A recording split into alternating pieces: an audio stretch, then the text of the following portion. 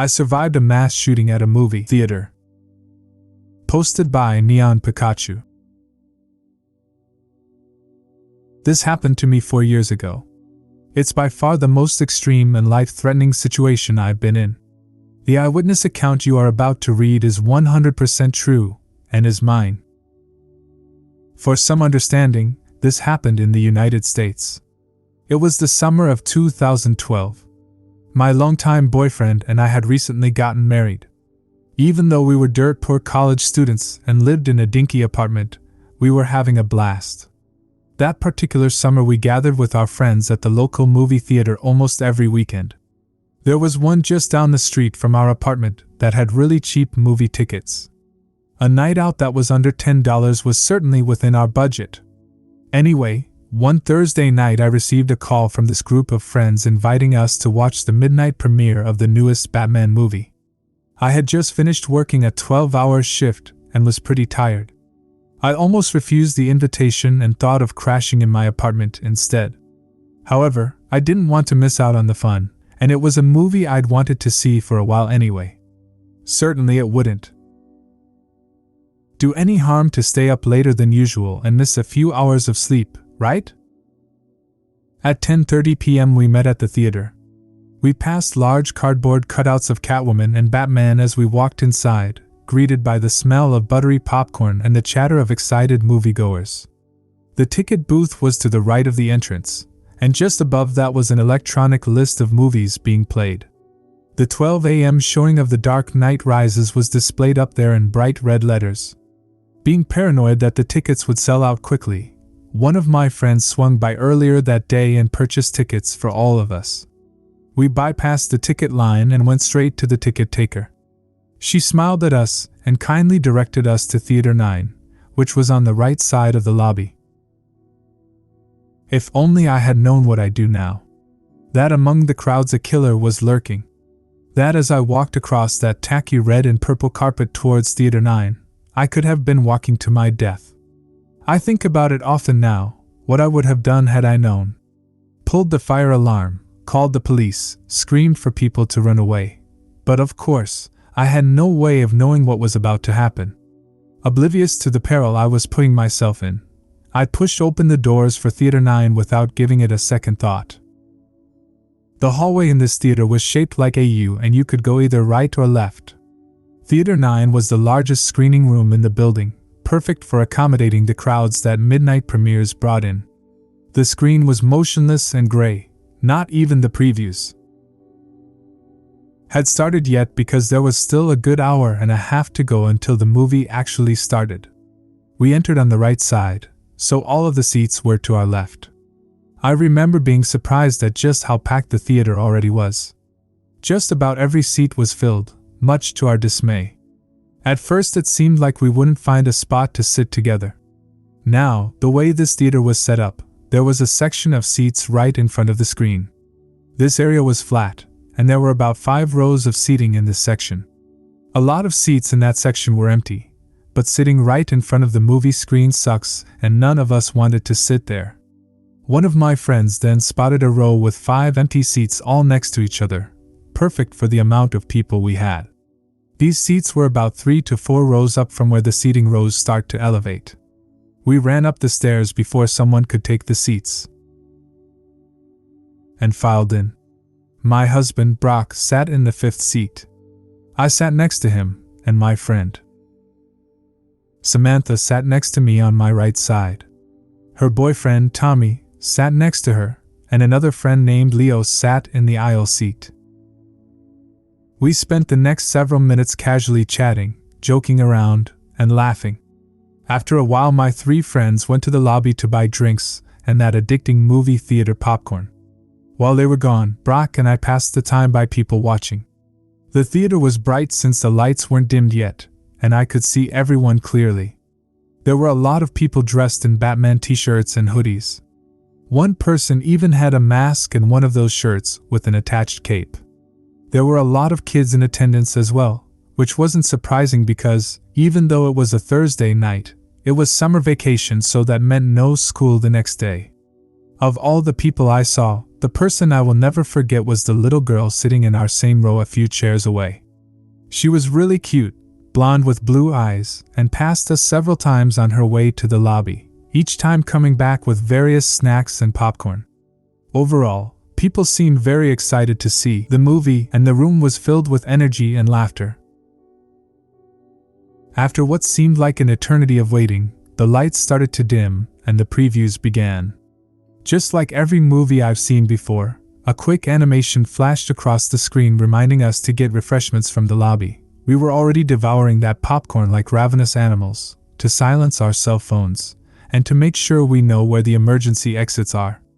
The animation had this ugly CGI cat in a tuxedo that was sitting in a movie theater. I casually glanced at the bright green emergency exit signs that were on the left and right sides of the movie screen. I didn't think much of the reminder, like usual.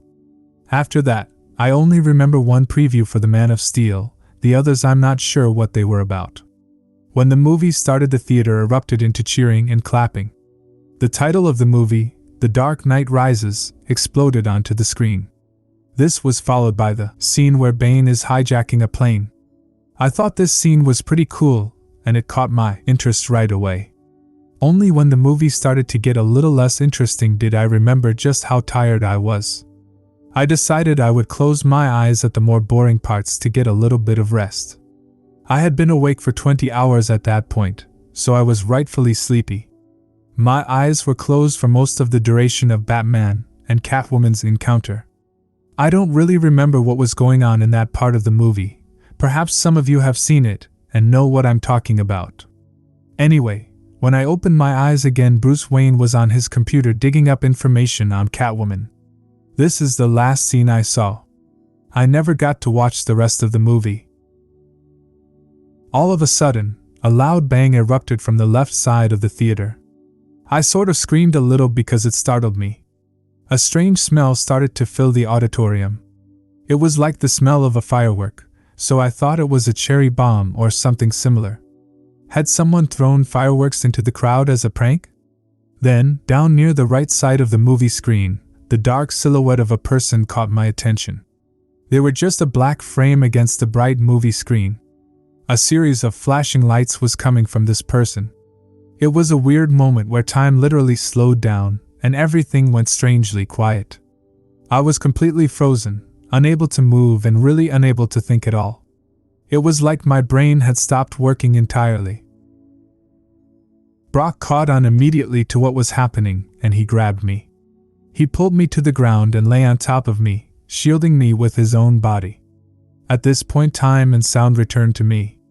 I could hear the gunshots ringing out across the theater. People were screaming.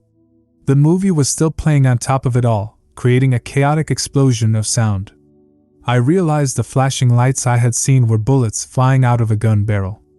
An instant sensation of adrenaline flooded my body. There was absolutely nothing I could do except lay there and hope to God that the bullets I heard ripping through seats and walls wouldn't go through me, too.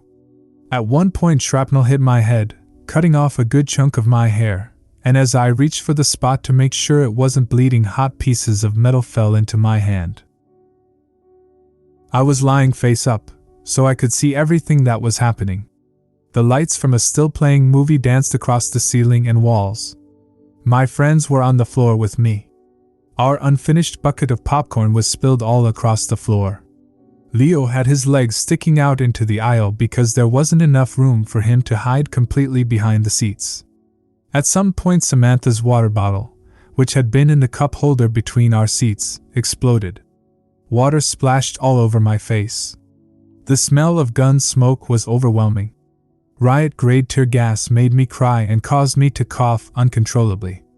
There was another smell, too, the horrible metallic smell of blood that I'll never forget. I remember my lower body feeling wet all of a sudden. For some reason I thought this came from the leaking water bottle, but I soon realized this wasn't the case. All of a sudden things went strangely quiet. The bullets had stopped for some reason. Tommy shouted, "Let's get out of here!" We took advantage of the opportunity and made a run for it. We ran down the stairs, across the front of the screen towards a bright green exit sign. We crammed into a small, closet-like space where the door was. It was so dark we had a hard time finding it. We were screaming and slamming on the walls to find the door, blinded by the tear gas and dumbfounded by shock. Then, finally, my hands felt the metal door handle and I pushed against it with all my strength. The door flew open and the light of a nearby street light flooded our eyes.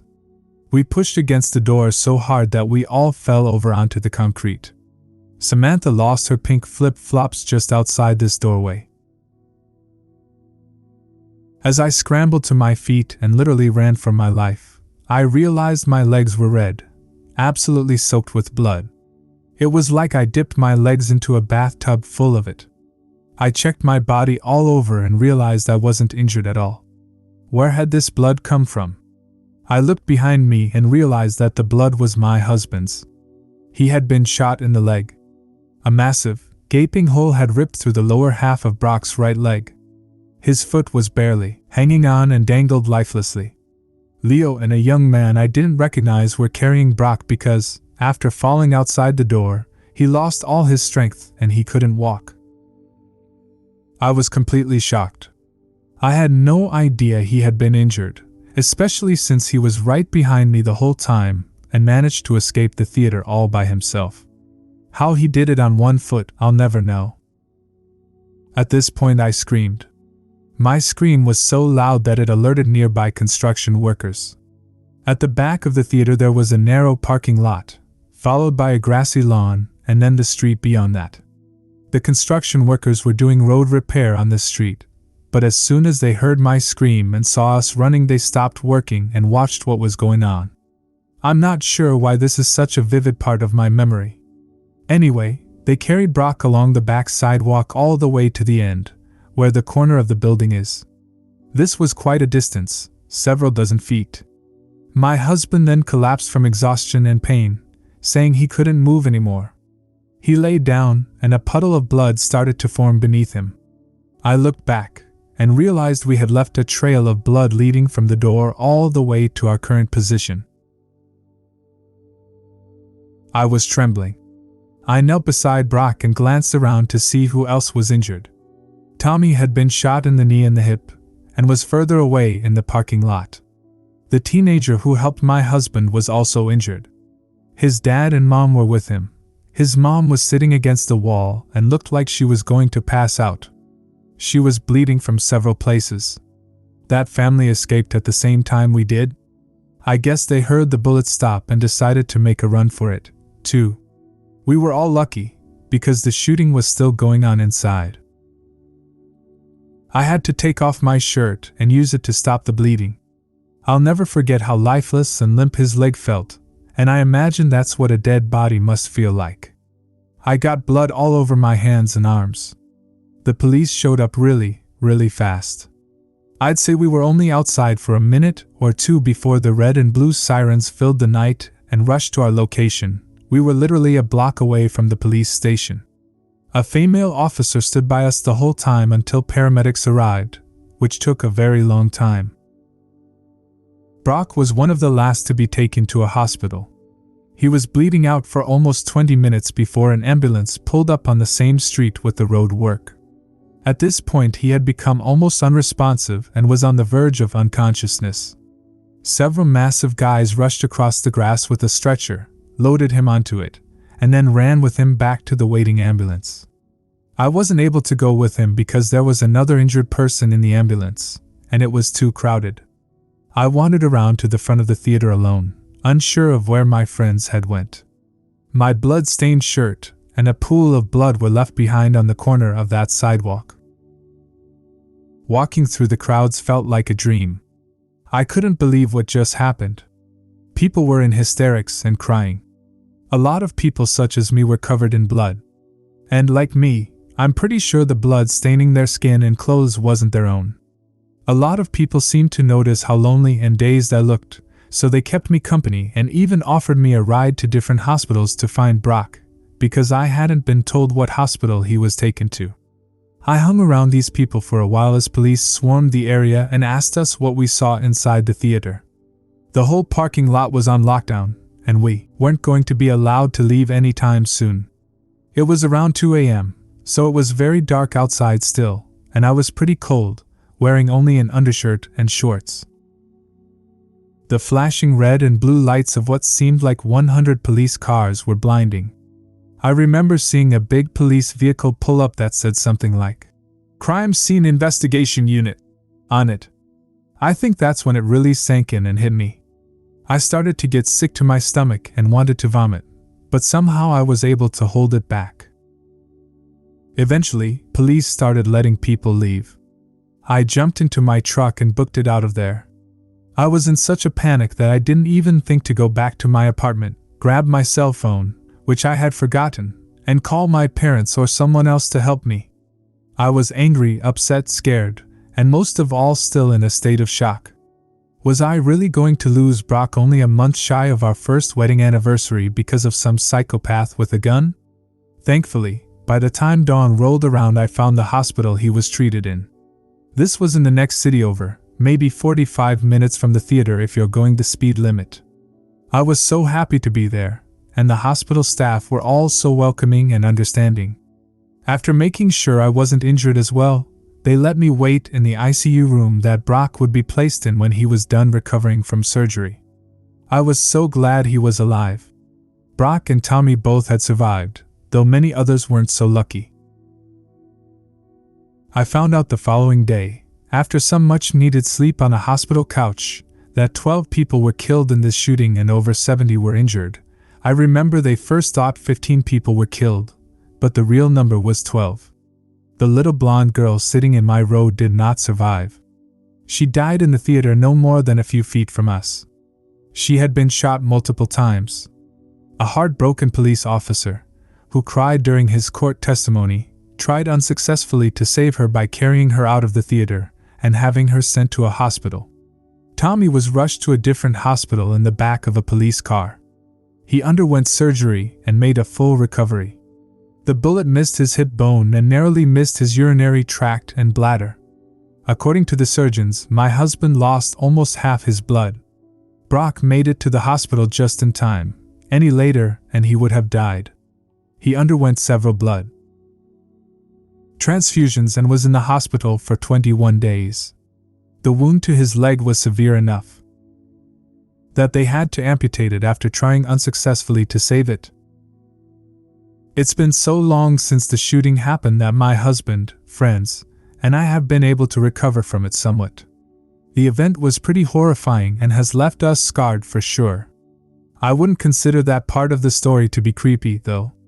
No, the creepy part is the shooter himself. I later learned much about him from the murder trial that would follow in the coming years. Though my encounter with this man was very brief, he has affected my life greatly.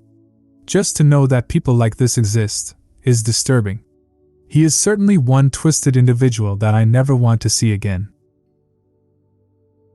I learned everything from watching the televised trial that took place in early 2015. This guy was going to school for neuroscience or something in California. I guess he was a pretty smart guy. However, for some reason he had an obsession with killing people and had a stalker mentality. After dropping out of his university, he moved to my state and chose my local theater to commit a mass shooting. Before that, he was planning on hiding along remote hiking trails up in the mountains, jumping people, pulling them into the woods and killing them there, though he never went through with that idea. He stalked my theater for months and had this shooting all planned out for the night of July 20th. Though I never saw him before this, it's unnerving to think this guy could have been watching us every time we went to the theater, and we would have never known it. We were completely unaware of what he had planned against us. This completely ruined my sense of security, because who knows what the stranger next to you is planning on doing to you. I came very close to the shooter, but I never actually saw his face in person until I was forced to testify in court. Of course, I saw his mug shots on television, but while in the theater I only saw him as a dark silhouette in the shadows, like a demonic figure rendered from the darkest and most sinister nightmare.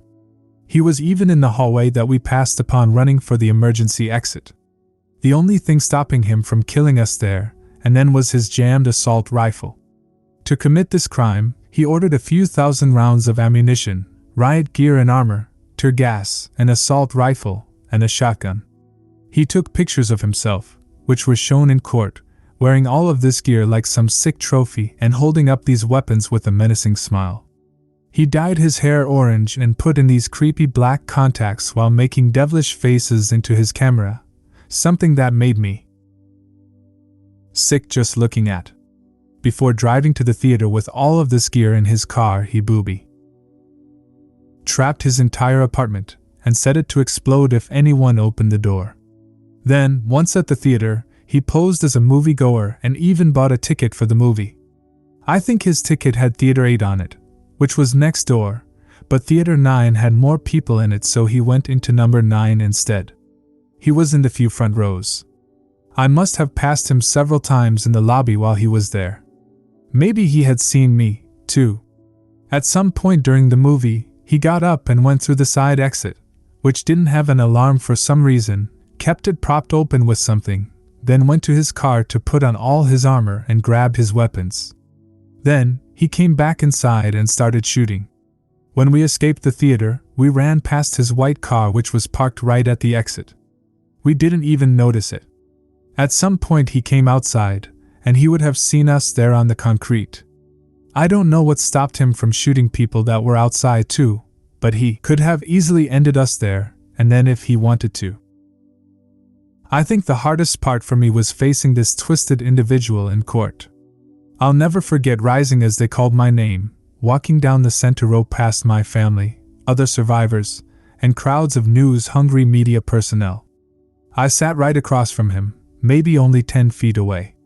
While his orange hair was gone and he wasn't wearing black contacts, being so close to him was a creepy and uncomfortable experience. My encounters with this man are certainly ones I will never forget. I can now say that I've come face to face with a true, deranged psychopath. He just had this blank stare in his eyes the whole time. If eyes truly are the windows to the soul, then his soul was filled with nothing but a cold indifference for those he had murdered and harmed. He wouldn't even look at me.